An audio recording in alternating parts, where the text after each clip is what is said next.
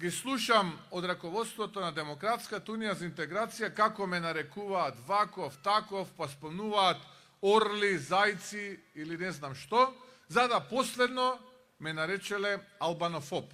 Еве, јас од овде од Неготино би сакал и ним да им одговорам. Јас не сум нити албанофоб, нити било каков човек кој што е ксенофоб и кој што има проблем со етничката припадност на било кој мој сограѓанин во нашата заедничка татковина Македонија. Но да, сум криминалофоб и ги презирам оние политички криминалци кои што во политиката влегоа голтари, а излегоа од политиката милионери и сега мислат дека на етничка карта ќе играат и народот ќе заборави што правеа 20 години кога градеа дворци, кога купуваа трговски центри, кога купуваа скапи деловни простори во центарот на Скопје.